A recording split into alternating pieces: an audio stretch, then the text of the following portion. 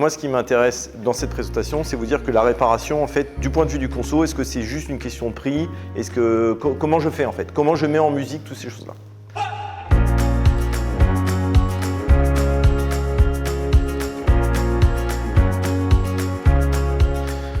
Au ce stade, on sait quoi? C'est qu'il y a des objectifs ambitieux pour le PEM, hein, ils sont clairs, il y a de l'argent et les objectifs sont ambitieux. On a vu qu'il y a des acteurs français qui existent, un réseau, des acteurs industriels. Vous avez le choix. Vous êtes en France avec quelque chose d'unique, je peux vous le dire, pour être présent dans 80 pays, c'est qu'il reste très peu de pays où en fait on a encore le choix. Si vous êtes en Italie, c'est hors de question d'imaginer que vous allez réparer en atelier centralisé. Et si vous êtes en Belgique, bonjour pour trouver des réparateurs locaux. Donc en fait, en France, vous avez encore le choix de dire je fais du centralisé, je fais du décentralisé, ça dépend de mes consommateurs, ça dépend de mes distributeurs, ça dépend de mon positionnement de ma marque. Et ces choses-là, quand on a des choix, on a des responsabilités, et pour ça, je veux vous proposer un certain nombre de clés pour lire un peu et puis faire vos choix en fait. Okay, et ça, pourquoi je le dis? Parce que contrairement à beaucoup de gens, contrairement à beaucoup d'offres et de produits et de services, la réparation en elle-même est un produit et un service complexe. Beaucoup plus complexe que la plupart des services que vous allez acheter. Pourquoi? Parce que, vous allez le voir tout de suite, ce que je propose, c'est que je vais faire, parce que si je vous le dis moi, vous n'êtes pas obligé de me croire, puis surtout moi je suis un expert. Donc en fait, vous allez me dire, ouais, c'est super gentil Emmanuel, mais tu nous vends ta soupe, alors que je vous propose qu'on aille sur Copilot. Enfin, Copilot, c'est ChatGPT de Microsoft, hein, c'est pareil. Et on va lui poser la question de savoir comment on regarde la réparation. Pourquoi je pose à Copilot? Parce qu'en fait, ChatGPT, vous savez que c'est le point de vue moyen du web, en fait. Hein. Donc, c'est pas le mien, c'est celui de tous les Français. Donc, si je dis par exemple, mon aspirateur est en panne, penses-tu que c'est une bonne idée de le réparer? Qu'est-ce qu'il dit? Il dit quoi? Il dit que le coût, ça c'est 1. 2, c'est l'âge de l'aspirateur. Bon, évidemment, s'il est sous garantie ou pas. Et éventuellement, l'autoréparation. OK? Bon.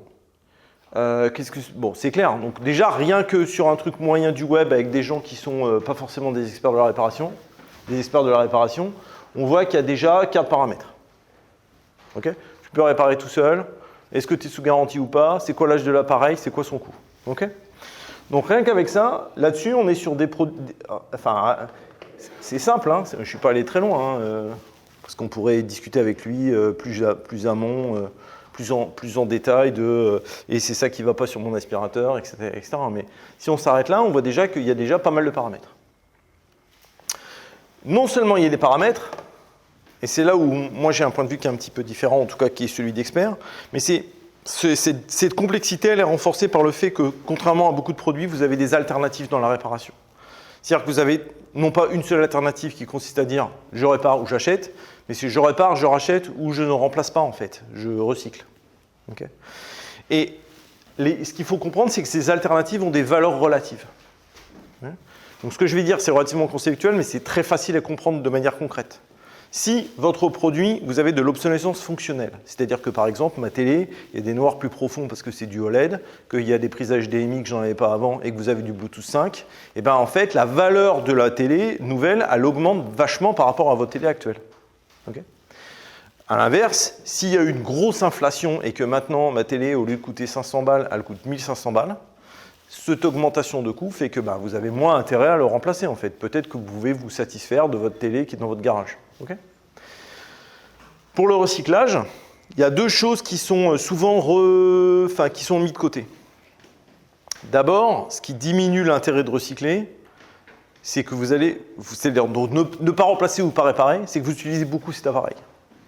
C'est-à-dire que, par exemple, quelqu'un qui lave ou qui aspire chez lui parce qu'il est allergique tous les jours, il ne va pas ne pas remplacer son aspirateur. Il ne va pas se poser 15 jours la question de « Ah, est-ce que j'achète ou pas un aspirateur ou est-ce que j'ai une autre solution ou est-ce que je prends un robot automatique, en fait. Okay. Par contre, donc ça va réduire l'intérêt de jeter l'appareil et de ne pas le remplacer. À l'inverse, si par exemple, la technologie devient obsolète, Meilleur exemple, le CD. Okay, si ça fait 2 ans que je n'ai pas écouté un CD parce que je suis abonné à Spotify et Apple Music, bah, je ne suis pas prêt de racheter une platine CD même si elle est en panne. Et ça, ces choses-là, on les prend peu en compte. Vous voyez bien que c'est exogène à la réparation, qui, elle, en plus, a d'autres facteurs. Donc, par exemple, est-ce que je suis très attaché à mon produit ? Je suis une vieille dame ou un vieux monsieur, je connais très bien le fonctionnement de mon lave-linge, j'ai pas envie d'apprendre un nouveau lave-linge parce que ça m'énerve, et ben j'ai envie qu'il soit réparé parce que je veux pas racheter un appareil, je suis attaché à cet appareil. À l'inverse, c'est extrêmement complexe de réparer ma chaîne Hi-Fi parce qu'en fait je ne connais pas, c'est compliqué d'envoyer une enceinte, il faut que je trouve le bonhomme, etc. etc. Et ben vous n'allez pas le faire réparer même si la réparation n'est pas chère et même si elle est subventionnée. Donc on voit bien qu'il y a des tas de paramètres qui sont exogènes au produit, qui sont exogènes à l'offre, qui sont exogènes au service, et qu'il faut prendre en compte dans le prix et la conception de ce que vous voulez faire. OK ? Donc, nous, on a fait une analyse juste à l'issue du Covid, qui est une analyse qu'on appelle multivariable. Autrement dit, ce qu'on a regardé, c'est en fonction du type de produit, en fonction du prix, en fonction d'un certain nombre de paramètres qu'on savait être importants, quelle est la sensitivité du consommateur à réparer ou pas. D'accord ? Autrement dit, si par exemple, pour un prix, un produit, un état, un âge, un conso, tout ce que vous voulez, quelle est la probabilité que le conso il dise « oui, je veux bien faire réparer ». Parce qu'au final, c'est ça qui vous intéresse. Okay ? Bon, c'est une étude qui est relativement complexe, je vais vous éviter la matrice. Mais voilà en gros ce que ça a confirmé. Non, ça a confirmé l'importance de ces paramètres, mais ça a également quantifié l'importance de ces paramètres. Et c'est ça dont je vais vous parler. D'accord ? Donc il y a ceux qu'on a vus chez ChatGPT /Copilot les LLM qui disent bah, l'âge de l'appareil c'est important, et puis il y a son coût. J'expliquerai pourquoi j'ai mis un point d'alerte, on le verra sur un prochain slide. Hein. Le coût, il y a beaucoup de choses qu'on dit, mais il faut réfléchir pas forcément au coût de la réparation en elle-même. À la base de l'étude, c'est en fait, on a fait une interrogation de plusieurs milliers de consommateurs dans lequel on a fait des trade-offs. Donc on a fait tout un questionnaire pour savoir quel était le consommateur. Puis à la fin, on leur a dit, eh ben, si votre aspirateur il coûte 250 balles et que la réparation elle vaut 50 balles, est-ce que vous dites oui ? Et ainsi de suite. Et en fait, ça nous a permis de faire une analyse multivariable pour avoir en fait, en fonction du paramètre, quelle est la probabilité de dire oui, je fais réparer ou pas. Et ça nous permet d'avoir les courbes de sensitivité. Okay ? Donc ce qu'on a vu, c'est que certes, l'âge et le coût, c'est important, je vous donnerai après la logique, mais on voit que le délai de la réparation, c'est hyper important. Hein ? Le coût d'utilisation, parce qu'en fait, c'est le fait que, est-ce que, je suis désolé pour ceux qui vendent des dosettes, mais le fait de changer d'appareil, parce qu'aujourd'hui, j'utilise une dosette et qu'à la fête, je peux peut-être prendre un broyeur et comme ça me fait réduire mon coût au kilo du café. Okay ? Est-ce que je suis attaché à l'appareil ? Comment est l'état de mon appareil ? Est-ce qu'il est l'utilité, c'est-à-dire est-ce que je l'utilise ? Est-ce que la réparation est complète ? Et j'ai les critères socio-économiques, parce qu'on n'en a pas parlé. Mais l'âge, le sexe, l'activité, on n'est pas important. Alors ça, vous le savez en tant que vendeur de produits. Excuse-moi, ouais. Tu n'as pas listé le critère comme quoi si l'appareil est haut de gamme, premium Parce qu'en fait, c'est ce que je vais expliquer dans le coût, parce qu'en fait, je pense que c'est pas... En fait, je pense qu'on mélange ces deux critères-là et ils ne sont pas mélangeables. C'est-à-dire qu'on peut être attaché à un produit parce qu'il me valorise en tant qu'être humain, parce que par exemple, j'ai un produit qui est... Le meilleur exemple, c'est la platine vinyle. D'accord ? La platine vinyle, c'est pas forcément très cher, on en trouve par paquet de 10 sur le Bon Coin parce que tout le monde la jette. Et pourtant, on peut avoir un attachement à une marque parce qu'elle me valorise en tant qu'audiophile. Okay ? Et donc, c'est pourtant un produit premium qui n'est pas forcément lié au coût ou au prix. Je vais expliquer ce que ça veut dire. Je vais parler directement du coût, ok ? J'avais mis l'âge d'abord, mais on parlait du coût. Ok. En fait, pour des raisons de simplification, ces dernières années, on a beaucoup dit qu'en gros, si la réparation coûte 1/3 de plus que le produit, les gens abandonnent la réparation et préfèrent remplacer. C'est ce qu'on a, parce que c'est facile à expliquer et c'est facile à s'en rappeler. La réalité, donc, quand on voit les chiffres, c'est que c'est pas aussi simple que ça. C'est-à-dire que si mon appareil coûte 45 € et que je répare à 15 €, les gens, en fait, ils remplacent quand même. Pourquoi ? Parce que mon reste à charge, il est de 30 € et que je préfère à la fin avoir un produit neuf que d'avoir un produit qui a X années.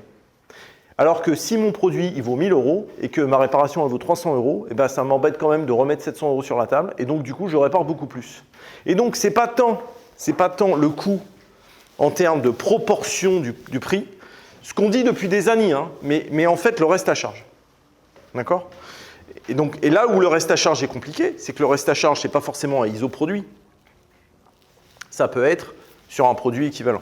Le cas typique de ça, c'est qu'on l'a fait sur les imprimantes. Okay ? On a regardé sur les imprimantes, il n'y a aucun prix d'imprimante, il n'y a aucun prix d'imprimante, de réparation d'imprimante, qui fait que j'ai envie de réparer mon imprimante. C'est-à-dire qu'on n'a pas trouvé de subvention, parce qu'on a fait cette étude en parallèle avec nos amis d'Écologique pour avoir une idée de la sensitivité par rapport au bonus. Parce que moi, j'aime bien courir dans la nature, mais j'aime bien avoir une idée de là où je vais. Donc, j'ai voulu savoir, en fonction du bonus, c'est quoi l'impact, quoi.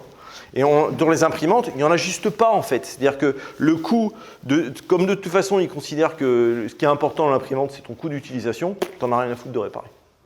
Et c'est assez choquant, parce que, en fait, on a montré qu'il fallait qu'en gros, les coûts soient de l'ordre de moins 30 €. C'est-à-dire qu'on donne 30 € aux personnes pour qu'ils gardent leur imprimante. Pour te donner l'ordre de, tu vois. Voilà. Mais sur d'autres produits comme l'aspirateur, c'est moins important. Alors, je ne vous l'ai pas dit. Ce cas ici, on a pris... évidemment, vous imaginez que cette courbe, cette courbe de probabilité de dire oui, je répare, elle est sur un espace multidimensionnel. On a du mal au-delà de 3 dimensions. Donc, ce que j'ai pris, c'est j'ai coupé sur un plan, qui est de dire qu'on ne regarde que l'aspirateur. Et on s'est dit 25% du prix de réparation en atelier. Alors ça, je le mets comme ça. Non, mais je parle par rapport à la caméra. Si, entre le pot de fleurs et la télé. D'accord. Ah, C'est vachement, Ça va être facile pour toi, c'est vachement bien. Non, mais si tu veux montrer le truc sur la télé, tu peux, mais si tu t'écartes du pot de fleurs, on ne te verra plus. Et j'ai besoin de mettre des talons. non, ça va. C'est bon. Okay. On a fait tous les réglages, donc Merci. Bon, alors je voulais faire un lien. Moi, je vais essayer d'aller vite. Ah ouais. Non, mais c'est un lien. Ah, tu veux même là? Tu veux même ça? Tu nous dis ça? C'est bon. C'est bon. Donc, je voulais faire un lien entre ce qui s'est dit et à faire un résumé de ce qui s'est dit pour ouvrir aussi sur ma présentation qui est le point de vue du conso. On a vu un peu l'industriel, la technique de la réparation, ce qui existe. On a vu les objectifs environnementaux qu'on a. Mais moi, ce qui m'intéresse dans cette présentation, c'est vous dire que la réparation, en fait, du point de vue du conso, est-ce que c'est juste une question de prix? Comment je fais, en fait? Comment je mets en musique toutes ces choses-là? Au ce stade, on sait quoi? C'est qu'il y a des objectifs ambitieux pour le PEM, hein, ils sont clairs, il y a de l'argent et les objectifs sont ambitieux. On a vu qu'il y a des acteurs français qui existent, un réseau, des acteurs industriels. Vous avez le choix. Vous êtes en France avec quelque chose d'unique, je peux vous le dire pour être présent dans 80 pays, c'est qu'il reste très peu de pays où en fait on a encore le choix. Si vous êtes en Italie, c'est hors de question de Manuel, mais tu nous vends ta soupe, alors que je vous propose qu'on aille sur Copilot. Enfin, Copilot, c'est ChatGPT de Microsoft, hein, c'est pareil. Et on va lui poser la question de savoir comment on regarde la réparation. Pourquoi je pose à Copilot? Parce qu'en fait, ChatGPT, vous savez que c'est le point de vue moyen du web, en fait. Hein. Donc, c'est pas le mien, c'est celui de tous les Français. Donc, si je dis par exemple, mon aspirateur est en panne, penses-tu que c'est une bonne idée de le réparer? Donc, il va me répondre. Je suis désolé d'apprendre que ton aspirateur est en panne. Alors, on ne va pas l'écouter parce que c'est gentil, mais voilà, on lit plus vite que ce qu'il parle. Bon, qu'est-ce qu'il dit? Il dit quoi? Il dit que bon, bah, le coût, ça c'est 1. 2, c'est l'âge de l'aspirateur. Bon, évidemment, s'il est sous garantie ou pas. Et éventuellement, l'autoréparation. OK? Bon. Bon, c'est clair. Donc, déjà, rien que sur un truc moyen du web avec des gens qui sont pas forcément des experts de la réparation, on voit qu'il y a déjà 4 paramètres. Okay, tu peux réparer tout seul. Est-ce que tu es sous garantie ou pas? C'est quoi l'âge de l'appareil? C'est quoi son coût? Okay, donc rien qu'avec ça, là-dessus, on est sur des produits... Enfin, c'est simple, hein, je ne suis pas allé très loin, hein, parce qu'on pourrait discuter avec lui plus amont, plus en détail et c'est ça qui ne va pas sur mon aspirateur, etc. mais qui est dans votre garage. Okay, pour le recyclage, il y a 2 choses qui sont souvent qui sont mises de côté. D'abord, ce qui diminue l'intérêt de recycler, c'est que vous allez, c'est-à-dire ne pas remplacer ou pas réparer, c'est que vous utilisez beaucoup cet appareil. C'est-à-dire que, par exemple, quelqu'un qui lave ou qui aspire chez lui parce qu'il est allergique tous les jours, il ne va pas ne pas remplacer son aspirateur. Il ne va pas se poser 15 jours la question de « Ah, est-ce que j'achète ou pas un aspirateur ou est-ce que j'ai une autre solution ou est-ce que je prends un robot automatique, en fait. Okay. Par contre, donc ça va réduire l'intérêt de jeter l'appareil, de ne pas le remplacer. À l'inverse, si par exemple la technologie devient obsolète, meilleur exemple, le CD. Okay, si ça fait 2 ans que je n'ai pas écouté un CD parce que je suis abonné à Spotify et Apple Music, je ne suis pas prêt de racheter une platine CD même si elle est en panne. Et ça, ces choses-là, on les prend peu en compte. Vous voyez bien que c'est exogène à la réparation, qui, elle, en plus, a d'autres facteurs. Donc, par exemple, est-ce que je suis très attaché à mon produit ? Je suis une vieille dame ou un vieux monsieur, je connais très bien le fonctionnement de mon lave-linge, j'ai pas envie d'apprendre un nouveau lave-linge parce que ça m'énerve, et ben j'ai envie qu'il soit réparé parce que je veux pas racheter un appareil, je suis attaché à cet appareil. À l'inverse, c'est extrêmement complexe de réparer ma chaîne Hi-Fi parce qu'en fait je ne connais pas, c'est compliqué d'envoyer une enceinte, il faut que je trouve le bonhomme, etc. etc. Et ben vous n'allez pas le faire réparer même si la réparation n'est pas chère et même si elle est subventionnée. Donc on voit bien qu'il y a des tas de paramètres qui sont exogènes au produit, qui sont exogènes à l'offre, qui sont exogènes au service, et qu'il faut prendre en compte dans le prix et la conception de ce que vous voulez faire. OK ? Donc, nous, on a fait une analyse juste à l'issue du Covid, qui est une analyse qu'on appelle multivariable. Autrement dit, ce qu'on a regardé, c'est en fonction du type de produit, en fonction du prix, en fonction d'un certain nombre de paramètres qu'on savait être importants, quelle est la sensitivité du consommateur à réparer ou pas. D'accord ? Autrement dit, si par exemple, pour un prix, un produit, un état, un âge, un conso, tout ce que vous voulez, quelle est la probabilité que le conso il dise « Oui, je veux bien faire réparer ». Parce qu'au final, c'est ça qui vous intéresse. Okay ? Bon, c'est une étude qui est relativement complexe, je vais vous éviter la matrice. Mais voilà en gros ce que ça a confirmé. Non, ça a confirmé l'importance de ces paramètres, mais ça a également quantifié l'importance de ces paramètres. Et c'est ça dont je vais vous parler. D'accord ? Donc il y a ceux qu'on a vus chez ChatGPT /Copilot /les LLM qui disent l'âge de l'appareil c'est important, et puis il y a son coût. J'expliquerai pourquoi j'ai mis un point d'alerte, on le verra sur un prochain slide. Le coût, il y a beaucoup de choses qu'on dit, mais il faut réfléchir pas forcément au coût de la réparation en elle-même. À la base de l'étude, c'est en fait, on a fait une interrogation de plusieurs milliers de consommateurs dans lequel on a fait des trade-offs. Donc on a fait tout un questionnaire pour savoir quel était le consommateur. Puis à la fin, on leur a dit, si votre aspirateur il coûte 250